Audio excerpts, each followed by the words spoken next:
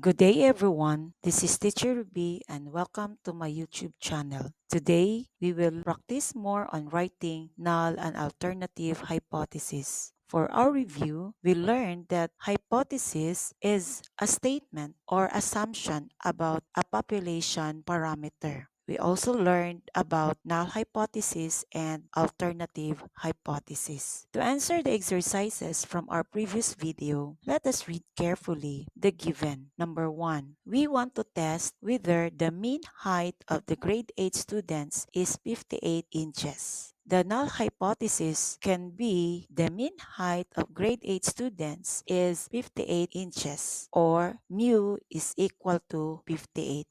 The alternative hypothesis can also be written as the mean height of grade 8 students is not 58 inches or mu is not equal to 58. Number 2, the school librarian wants to find out if there was an increase in the number of students accessing the school library. The H sub O can be written as there is no increase in the number of students accessing the school library. For the alternative hypothesis, we can write there is an increase in the number of students accessing the school library. For more practice on writing both null and alternative hypothesis, let us consider the following examples. Number 1, the doctor plans to know if the medicine reduces blood pressure. Try to make or write the null and alternative hypothesis. Are you done? Let's check your answer. Yes, H sub O can be written as the medicine has no effect on the blood pressure. For the alternative hypothesis, we can write the medicine has effect on the blood pressure. Did you get them right? Good. Let us proceed with number 2.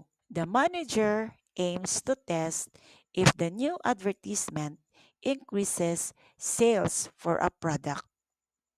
What do you think is the null and alternative hypothesis? Yes, the null hypothesis can be written as the new advertisement has no effect on the sales for a product. An alternative hypothesis, we can say the new advertisement has effect on the sales of the product. Let us continue with number 3.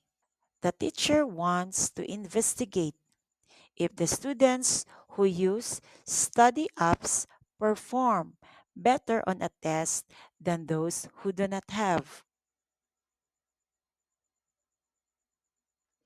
Are you done? Then let us check. The H sub O for this can be there is no difference in the test performance between students who use the study app and those who do not. For the H sub A, we can write there is difference in the test performance between students who used the study app and those who do not. Wow! You are now improving your skills in writing the hypothesis. How about this number 4?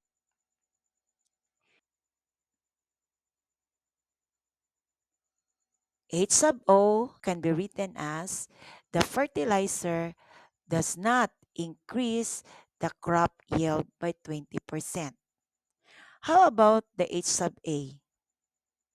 The fertilizer increases the crop yield by 20%.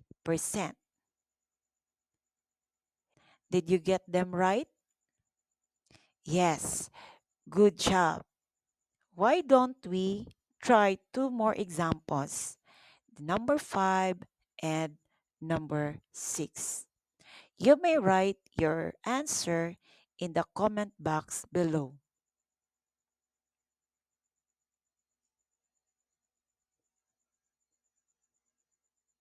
Are you finished? Let's see. For number 5, the H sub O, it does not take more than 5 minutes for student to solve the physics problem. The H sub A is it takes more than 5 minutes for student to solve the physics problem.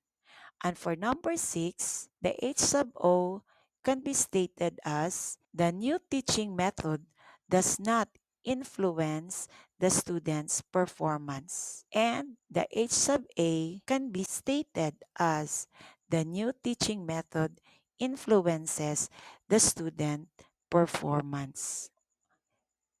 Good job! How do you feel after answering those exercises? I hope you have now deeper understanding in writing null and alternative hypothesis. To sum up, the null hypothesis represents no effect or no difference, while the alternative hypothesis represents what we're trying to test. Remember, a well-written hypothesis is clear, specific, and testable.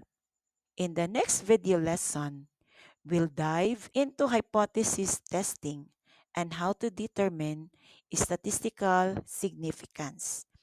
Stay curious and see you next time. Goodbye. Thank you. But don't forget, like, share, and subscribe so that you can be notified for my next new video.